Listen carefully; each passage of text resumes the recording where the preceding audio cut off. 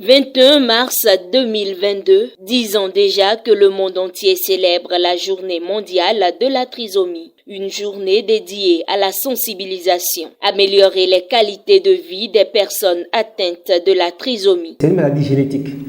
Certains appellent ça le mongolisme parce qu'il ressemble à des gens de la Mongolie. Certains appellent ça le syndrome de Down. En fait, c'est juste une maladie génétique qui dit qu'en fait, au lieu d'avoir 46 chromosomes, ces personnes ont 47 chromosomes. Pourquoi 47 chromosomes? C'est parce qu'au niveau du chromosome 21, il y en a 3. Mais il faut savoir que nous, les humains, nous avons en fait 23 paires de chromosomes. Donc, ça fait ce qui fait 46, mais les trisomiques, c'est-à-dire, ils ont 3 chromosomes 21. Chaque année, des milliers d'enfants naissent dans le monde avec cette anomalie chromosomique. Plusieurs signes permettent de les distinguer des enfants dits normaux. Déjà, dès la grossesse, il y a ce qu'on appelle un hydramnios. La quantité d'eau au niveau du fœtus est de grande quantité. Donc, il y a certains petits signes qui se recueillent, ou bien parfois à l'échographie. Si vous avez un bon échographe, on remarque déjà que certains enfants ont une malformation cardiaque. Et donc tout de suite, ça doit faire tic au gynéco, qui doit faire signe au pédiatre. Et puis ce qu'on fait, on fait ce qu'on appelle un diagnostic des tests prénataux. Quand l'enfant est déjà né, c'est toute autre chose. La première chose qui est particulière, c'est qu'ils ont un faciès particulier. Vous êtes médecin, vous passez à côté d'un trisomique, vous ne passez pas à côté. Parce qu'en fait, ils ont un visage sous forme de lune. Et puis, lorsque vous regardez dans la plante de paume de main, ils ont ce qu'on appelle un pli palmaire unique, transverse. Vous avez vu, dans la paume de main d'une personne normale, nous avons 3 plis. Les trisomiques ont fait un seul pli palmaire transverse unique qui traverse toute la main. Et là, vous vous rendez compte en fait qu'avec ces 2 signes, vous commencez déjà à suspecter. Vous allez voir, ils ont des oreilles. Vous avez vu, nos oreilles sont pratiquement un peu au milieu. Ils ont des oreilles, ce qu'on appelle bas implantées. Au Bénin, il existe un centre de prise en charge et de réadaptation des enfants trisomiques et des enfants ayant une déficience intellectuelle et un retard dans leur croissance. Appelé Programme national de réadaptation à base communautaire, il œuvre pour un suivi des personnes inscrites. C'est une structure sous tutelle du ministère de la Famille et de la Solidarité nationale. Elle prône l'autonomisation des enfants à caractère particulier. Nous avons tous les types d'enfants handicapés. Nous avons des enfants handicapés ou des personnes handicapées moteurs. Nous avons des personnes handicapées auditives. Nous avons des personnes handicapées intellectuelles comme les enfants dont nous parlons ici. On a aussi des personnes handicapées sensorielles. Et tout cela, nous les accueillons par ici. Nous essayons de faire de la préscolarisation, de mener des activités en psychomotricité.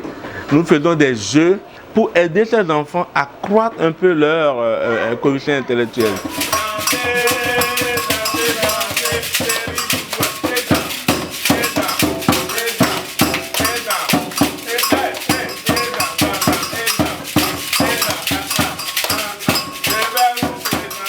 Avec le temps, ces enfants puissent commencer à mieux comprendre, à apprendre, et comme les autres enfants.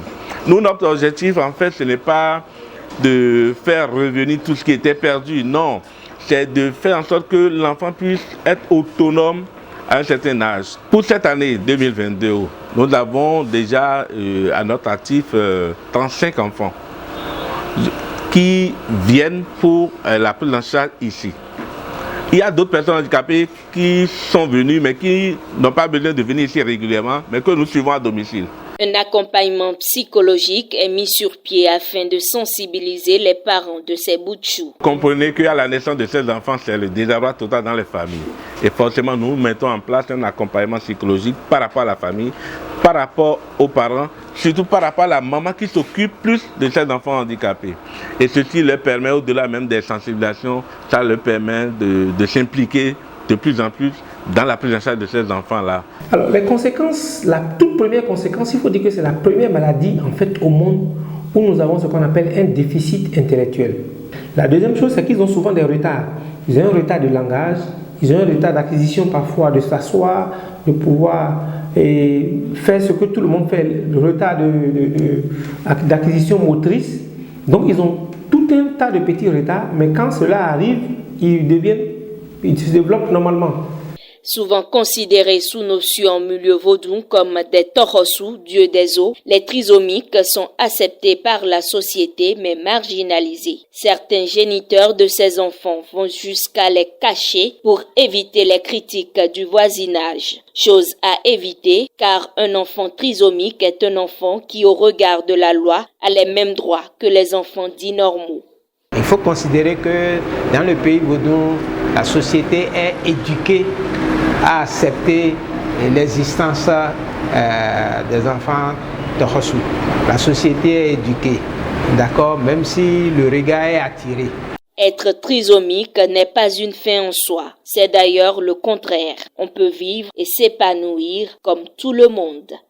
Il y a certains métiers qu'ils peuvent faire, par exemple, comme être coiffeur. Ils peuvent être coiffeurs. C'est-à-dire, ils font ce qu'on appelle des gestes stéréotypés. Si vous voulez apprendre un type de coiffure, ne lui demandez pas en fait de changer trop de modèle. Il y a d'autres trisomiques qui n'ont pas un grand pourcentage. Parce que c'est une question de taux de trisomie 21. Donc, ceux qui n'ont pas un gros pourcentage de taux de trisomie 21, vous allez voir, ils font beaucoup de choses. Certains, même parmi les trisomies 21, qui ont un taux de pourcentage de trisomie 21, vont à l'école. Là, ils ont à la fois la mémoire et l'intelligence conservée. Donc, ils font tout comme tout le monde.